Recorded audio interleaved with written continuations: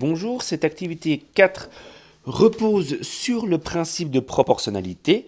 On a un réservoir d'essence de 40 litres qui se remplit en 1 minute à l'aide d'une pompe à essence. Si on utilise ou si on attend 2 fois plus de temps, il y aura 2 fois plus de volume rempli, etc.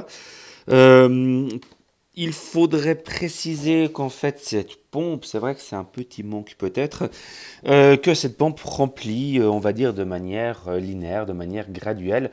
Elle n'accélère pas, elle ne diminue pas. Donc c'est une pompe très standard.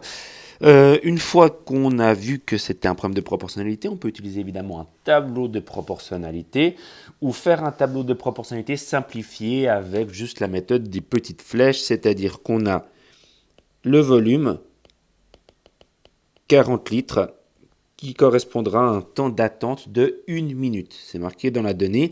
Comme on veut une réponse en secondes, on peut convertir ça évidemment en secondes. Ça fait 60 secondes. Voilà, on connaît le lien entre volume et temps. Maintenant, on cherche combien de temps cette pompe remplira un volume de 64 litres. Alors, 64 litres donnera un temps pour l'instant inconnu. Alors, pour calculer le temps,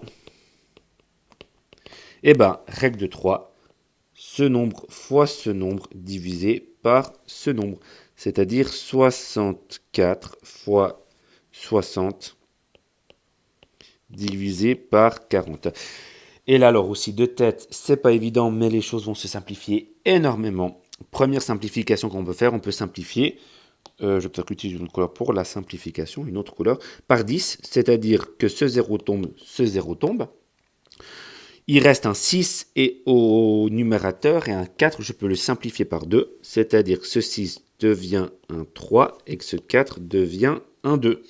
Et j'ai encore le 64 en haut que je peux simplifier par le 2.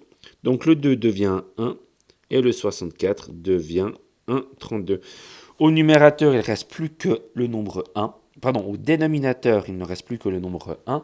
Donc le dénominateur va entre guillemets disparaître à l'écriture et le seul calcul qui nous reste à faire, c'est 32 fois 3, ce qui fait 96 secondes. Alors attention, c'est vrai que pour ces SR, la réponse doit figurer là-dessous, c'est-à-dire 96 secondes. Voilà, on a terminé cet exercice. Merci.